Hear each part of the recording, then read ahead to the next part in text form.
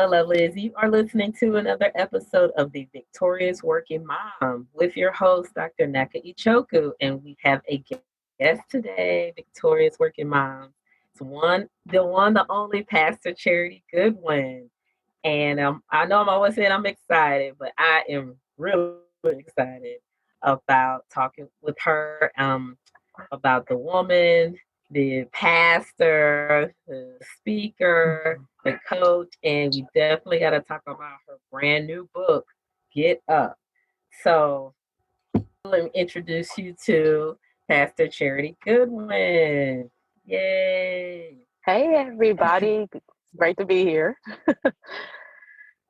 Thanks for having me. I'm excited to be speaking with your listeners today, and absolutely looking forward to this discussion. Absolutely. This has been overdue. So, Pastor Charity, if you could please share a little bit about your background, kind of what we call about give us your receipts, so we can know a little about you. All right, my resume as it is, my vita. So, my name is Charity Goodwin. I'm originally from the beautiful city of St. Louis, Missouri. I currently reside in Columbia, Missouri. It's a college town in the middle of the state. I'm actually a graduate of the university, one of the universities in town, the University of Missouri Columbia, where I got my Bachelor of Journalism degree from there. And so definitely started out as a journalist. Later on, the story goes, I ended up in a seminary and got a Master of Divinity there. And then since then, I have just been um, improving myself in varying ways through coaching. So coaching certifications and emotional intelligence, things like that, that are really sort of strengthening my ministry as a pastor, and strengthening me as a mom and as a person, and a Black woman. I'm a mom of two boys, part of the mom of only boys, Gabriel, who is 9, and Levi, who is 7. They just had birthdays. And so I'm trying to remember to get those ages right. Yeah, that's a little bit about who I am and some of my certs at this point. But yeah, have been in ministry for 21 years, and serving in ministry as a pastor for, I have to do the math on that one, since about 2000. So I guess, yeah, well, 2001 or so. So yeah, it's been an up and down journey, and one I wouldn't take back. So Wow, quite a journey. And we'll talk more about the book, but even hmm but see, that's the thing. You can know of somebody, know a little bit about somebody, and then let people tell you about themselves. It's like, ooh, I know some facts too. So, but it's just amazing to be able to talk with real life people who have mm. done. I mean, you're just saying like, oh, I've just been in ministry for 21 years. I journalism, little passenger, little coach, and a little emotional intelligence. Have 2 boys. It's like, huh, this is tiring. Right. So Well, yeah. So I mean, I know what you're gonna say. You're like, it's God. Okay, and I say it's God. The God give us a way hmm to do it. And well, that blesses people, not just the works that you're doing, hmm but I find in the interviews finding out about the person or the woman behind the hmm title is an hmm encouraging thing, which you can find out more about. Pastor Charity and Get Up. Hey, available You're on so Amazon. funny. Unearthing your passion and taking brave action in 50 days. But we know that to be able to produce a book, to be able to weather 21 good years in ministry and counting, amen, there's something to the person to be able to do it. So Mm-hmm. tell us a little bit more about Pastor Charity, the woman, or kind of the hmm pre-pastor story that you care to share with us. The pre-pastor story.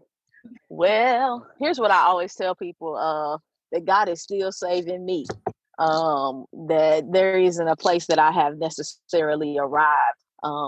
And if I'm honest, or rather, should say when I'm honest, I tell people that the last thing that God is saving is my mouth.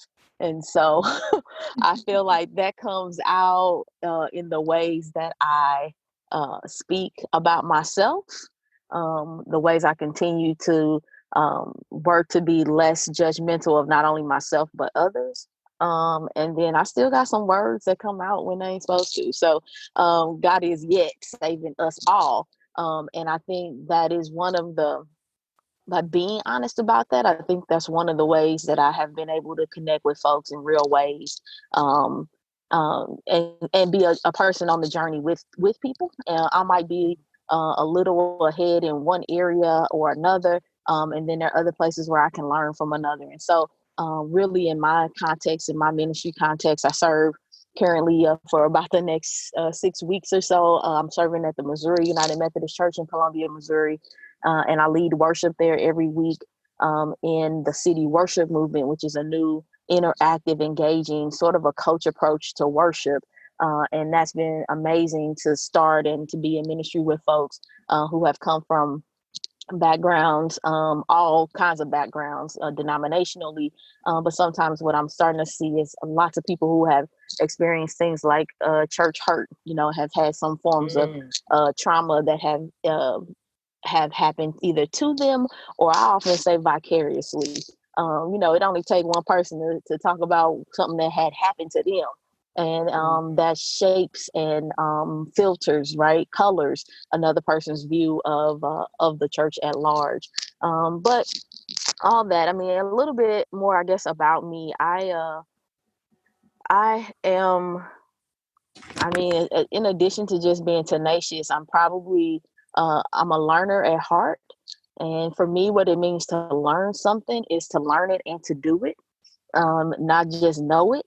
And so oftentimes I talk about the longest journey we would ever make is from our head to our heart. And I think there's some things we can know in our head. There's knowledge we can gain, and that's all important and good. And yet there is yet a journey where that becomes a part of who we are, right? That it becomes integrated into who we are. And so I, as a pastor, really work personally on that. And then I'm encouraging my people to live integrated lives. The word integration is about wholeness, and salvation means to be made whole. And I don't think we can be made whole just by being able to recite some scriptures that we know, or saying what grandmama said back in the day, which was important and good. But there has to be a place where we begin to own this for ourselves, to have it be a part of who we are, to have our hearts and our emotions and our feelings be a part of what we know, and not push those over to the side.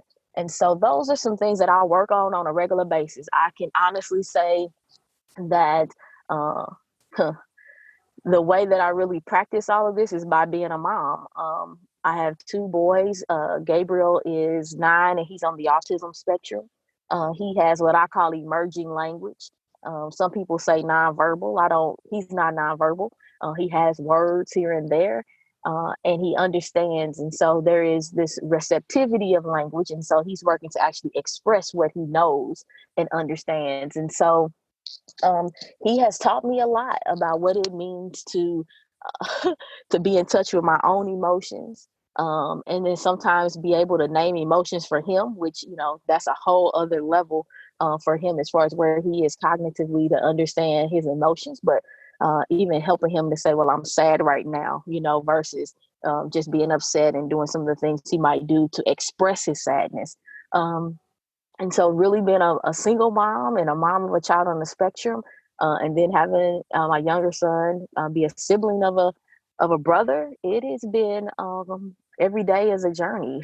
Every day is a new learning, and we really work hard in our family to put these things into language. I really want my boys, to the best of their ability, to be emotionally healthy. And so we talk a lot. They have the little one who's 7 has a vocabulary out of this world because we're always talking about things. So I know I've gone over in several spaces, but definitely being a mom is what is shaping me as a person and as a pastor, as an author. They are while they are my everything, it's also, they give me, I don't know, how should I put it? I think that because of them, I also then make the time that I need to do some of the other things that I know are critical, that my voice is needed, I believe, in the world, just because it's been given to me, and not because I'm better or anything than anyone else, but I've been gifted a voice and I've been gifted an experience. And I trust that there are people who are waiting on me to use my gift and my voice, for them, so that they can hear, so that they can, be improved, that they can grow, they can experience transformation. And so I don't take any of that lightly. That my life it is my own, and in other ways, it is this calling that I live out in a more full way, as I do ministry and offer up my business and other things. Wow, that um, you covered a lot of ground, and it was fertile ground. I want to just to Back kind of me up. review some of Yeah, what you let's said. do it. Yeah, let's go. So, I mean, at what you really share, because it's like being a pastor, male or female, is already a challenge. It's, a calling. It's an occupation. Mm-hmm. It demands a lot of you. You have to keep really firm boundaries. Then you mentioned being not just a mother, a single mother, and a pastor. Another two, a 9 and a 7-year-old on a regular day. Get Up, Unearthing Your Passion and Taking Brave Action in 50 Days gives you the framework to resurrect your dormant dreams and to rise to the possibilities before you. This devotional is written by Pastor Charity Goodwin, and it's available at all retailers, but especially at charitygoodwin.com. That's CHARITYGOODWIN.com. It will bless you and help move you forward. It's like, huh. And Right. then you mentioned that there are some special needs and having a child on the spectrum, and how do you balance the needs of both children and your own needs, and being the primary parent in the home and being a pastor. All of these are very demanding. And then you mentioned that you also do speaking and coaching. And the other things, like just because somebody's a pastor don't mean they don't like to go down to the show, or, pick up something to eat or have fun with friends. And, Absolutely. you know, that's a lot. And, like what you said, because sometimes we're like, oh, well, everything has to be about being a mother. And it's not so much that. It's just, I think it sounds like what you're saying, and I kind of can understand. If you have to really be grounded, or you get to choose to be grounded in what you're doing, and like be really intentional. Like, is this work? I gotta budget my time and talent and energy. It has to be worth it. If I'm gonna leave the house and be away from my children, have to coordinate childcare, it better be worth it. It better be something I feel on fire about. I'm not wishy about it. I just went through a whole lot, to make it happen. And you go through a whole lot sometimes just to be late. I'm not saying you don't think about No, I stuff. get it. I get it. Because like, oh my God, I went through all this and I'm still late. But No, I hear you. and obviously I'm not in, and so I guess we could say we all have our own ministry, but I'm not in the pastoral care. But I can only imagine being a physician. There's this pressure that gets upon you, or this stereotype, or this image that you're not like a real person that goes to the grocery store. You don't need downtime, and it's altruistic. You care about you. You're serving souls. You're healing hearts, and that might be dealing more in the physical, but the same person's walking through the door, and you're a finite being connected to an infinite being, obviously. Yeah. How was that journey like pre-ministry, and then now, as a full-time minister of the Lord? How do you balance that? It's really kind of weird to think about pre-ministry. You're like, girl, 21 years ago. Look, it feels like it's been this way for a long time. I mean, I come from a family of ministers, and so my grandfather's a pastor. Several uncles are pastors on my dad's side. That's my grandpa on my mama's side, and so seeing people in ministry and being, as a kid, I sat with my papa who would be writing messages on a Saturday or over the weekend or what have you, and he'd give us assignments, things to look up so that he can add those things into his message. And so, my post life, if you will, I feel like the things we get saved from continue to be the things we struggle with. So, my personal wound, if you will, has to do with performance-based love. It has to do with the doing over the being. That I am a 3 on the Enneagram, which means I can outperform most folks just because that's who I am. If you put me in a room with other 3s, then it's going to be, phenomenal. We're going to do all that we can to outdo each other. We're going to act like we ain't trying to, but that's what we're trying to do. I mean, it's just part of who we are. And so it isn't a bad thing, except for when that becomes my identity. What I get done or what I don't get done becomes, the measure of my worth. And yeah, that has been my life. So it has come to a head several times, a couple of times, I should say, where it has gotten into my body. There was a point where I had what I would categorize today as a panic attack. But at the time, I thought I was having a heart attack. It was a Friday, and I had just finished dropping the kids off to like little school, nursery, or whatever, preschool. And Fridays were my day off at that point back then. And this was like in 2013. And so this is sort of to let you know, like the thing that we struggle with, pre or post, pre anything, it really does sort of go with us, and it may take shape in different ways as you level up, as you are in new relationships, whatever it might be. This thing it kind of follows you. And I know in church where we talk about leaving our past in the past, and that's true. But I just want folks to know it really there really is there's a semblance of it. It shows up differently later. So it's not that we just keep reliving something from our past, but I think it shows up differently when you're in different relationships, when you're in a different stage of life, when you have children, whatever it might be, it looks different. Same thing, same wound, same hurt perhaps, but it looks different.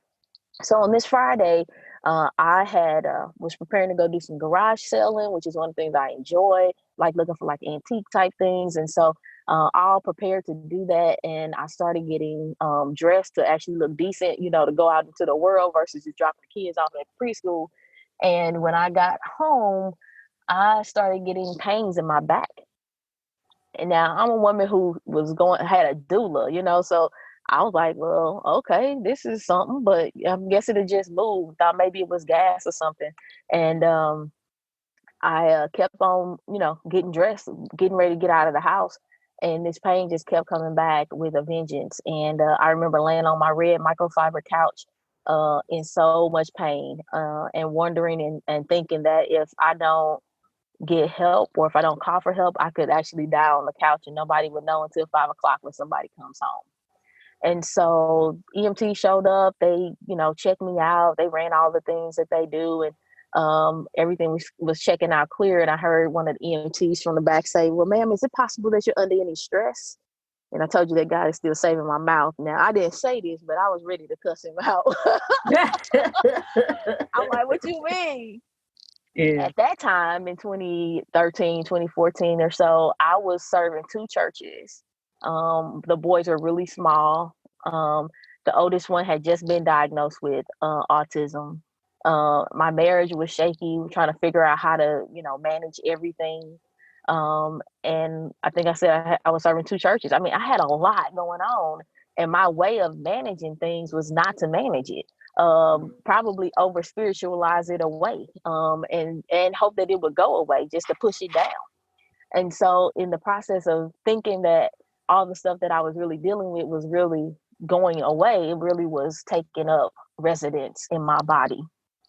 And so this panic attack took place, and I was in a place of body breakdown and had to really take some time to get back to myself and really even surpass that and go past who I thought what I thought it meant to be, a person. We sometimes talk about trying to be Superwoman or whatever, or Wonder Woman, and really begin to put some better boundaries in place, prioritize family first, actually prioritize me first. It kind of became a sense where it was charity, the boys, and then church. And so like in my mind, I almost had to work in that order, if you will. And I'm saying this is sort of how it is now. At the time when I was married, of course that looked different, but um, as far as the priorities, but really to actually work in that order, if that makes sense. Mm-hmm. And so in order for me to work in that order of like God, charity, the boys, I wake up early in the morning to be able to do it in that order. So before I get to the boys, if it's possible, I have had the time to do the things, the spiritual practices that fuel my relationship with Jesus, which it look like prayer. Sometimes that looks like writing for writing's sake, not necessarily authoring a book. Sometimes that looks like reading scripture aloud and doing practices like Lectio Divina, which is a way to read scripture. And so just finding ways to be connected, and then taking the time to do the things that really feel me, from listening to podcasts to meditation, quiet, silence, writing the book, which is how it got done at 5:30 in the morning, sprints of time every day. Of getting it, taking 75 minutes, because that's how long I had before I had to wake up the kid to get the first one on the bus. And so every day, 75-minute intervals or so, whatever that was, I would wake up and write. So, yeah, that's a little bit about, the pre-post, if you will, but like the continual journey. The continual journey is to not get stuck in all of the doing and none of the being.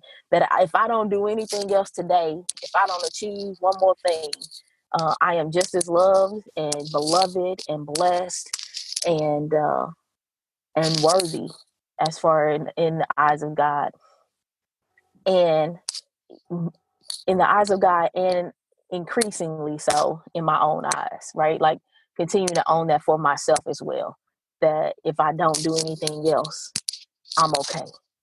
And so for others, their journey might be different. They may not have to struggle with the being and the doing, but that for me is where it's at. It's really in the nothingness. I really have learned a contemplative practice of just really sitting still and being still and being in silence. And that's a holy and sacred moment. And that in as much as I sit there, I am well, I am okay, I am worthy.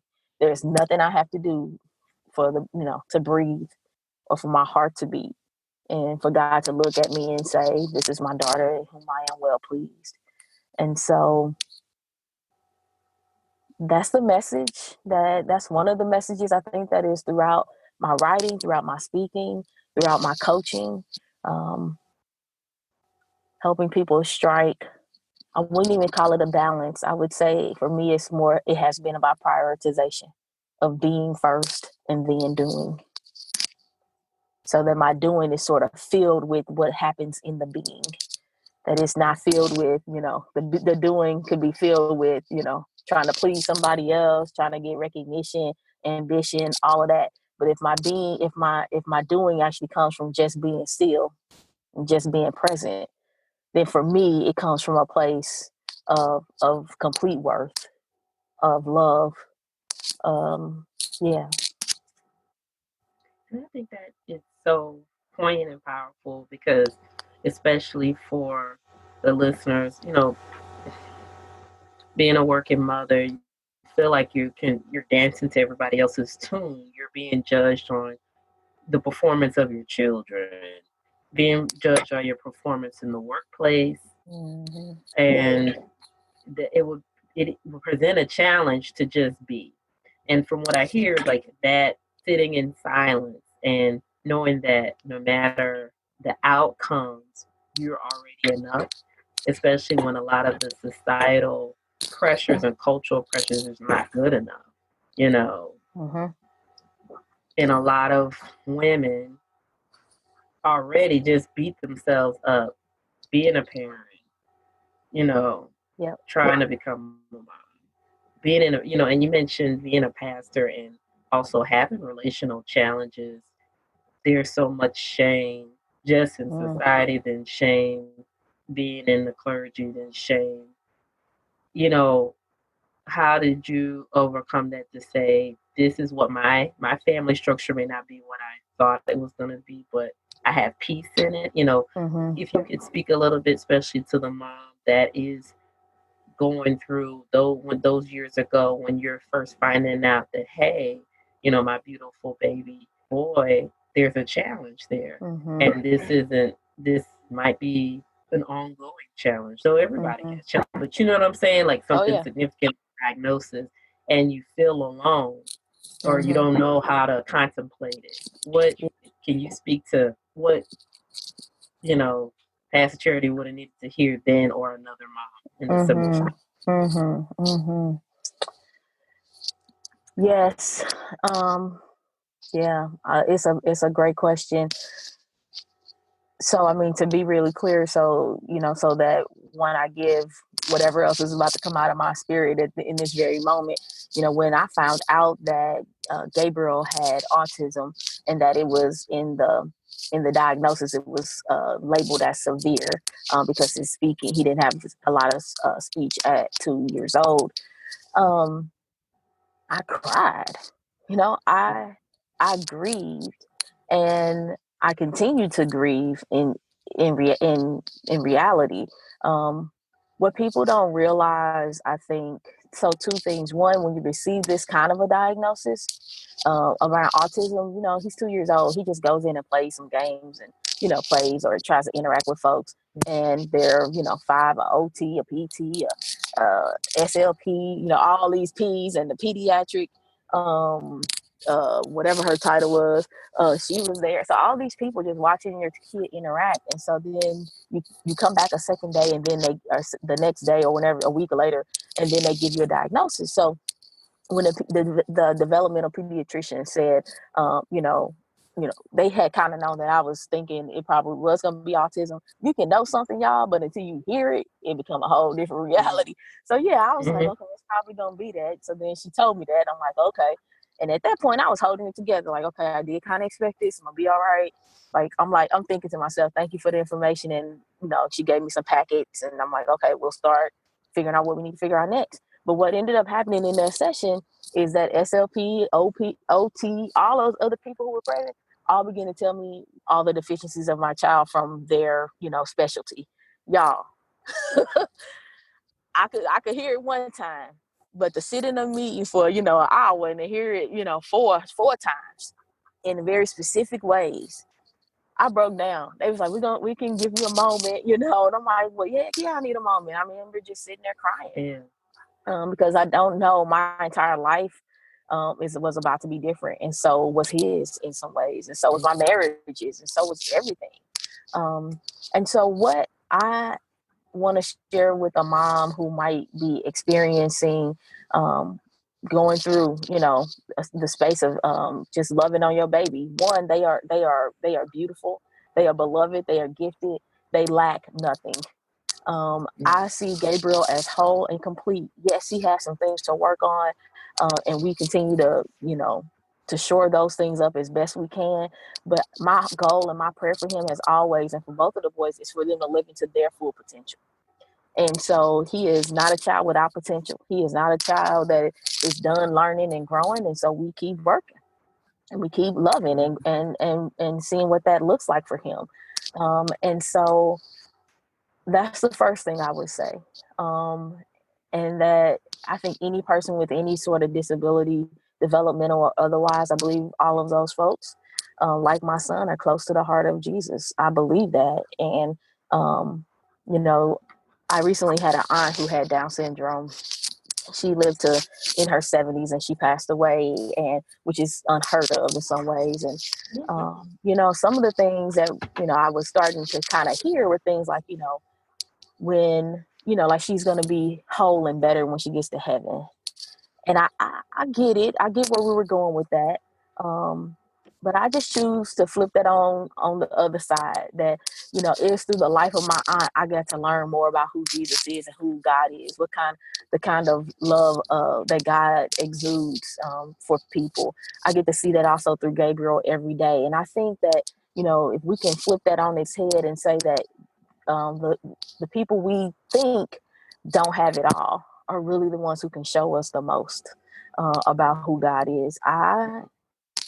I value that to such a degree, to such a I value that monumentally. So that's definitely something he's taught me. And then, you know, lately here I've been talking a lot about grief, and as a community, as a global community, a global collective, we are all experiencing grief in this season of the world with the pandemic and all that is happening. And that grief is, it's not even in some ways palatable, right? You can't even really touch it. It just is. It's just it's pervasive. It's everywhere. There is a grief that comes when we lose a loved one and they die. There is also grief when we long for something that we do not have, or we long for something that we wish we could have. And so for a mom who has a child on the spectrum, there is a certain kind of grief that's a continual kind of grief. I mean, all grief this is just a grief that it's a longing, right? There's this yearning, and you don't even know that you have it some days until it shows up, until your kindergartner, surpasses your third grader, who's on the spectrum in other types of ways, academically or socially. It's like, whew, that's hard to take in. That's a grief, and that, or when you see, typical children doing things, in ways that, you didn't even think about, like that's something we won't get to do until you maybe see another kid, because you won't even think about certain things, because like this is our trajectory in certain ways, and we're going to go down this trajectory, and then you realize what other 8-year-olds do, and you're like, oh. Yeah, I hadn't even thought about that, because we're here. Yeah. And so there is a grief that I believe will be ongoing. I think to learn, to embrace it, to know it, to name it. It doesn't mean anyone is broken, but to know that grief is not just death. It is all these other types of losses and yearnings as well. And that really, somehow that has been helpful to know. And it gives me permission to, to name it and experience it when it comes up, and to say, oh, that's what that is. That's this lump in my throat right now, why I feel a certain way in unexpected times, when you just out shopping and you see things and you go, oh, whatever it might be. You see another kid. It's just there. And then to get support, to be in community with other folks. Some of the people I hang out with, aside from other pastors, which I love them, but, some of my good friends are from my friends from the other autism mamas. We make plans to go grab, dinner or whatever it is. You got to get up and get going, let's get together, get out the house. Let's be regular. Let's, so that is really, so support and allowing the grief to come when it comes. Wherever you find yourself. Thank you for listening to this episode of the Victorious Working Mom Podcast. If you enjoyed this podcast, please subscribe, share, and leave an iTunes review. Until next time.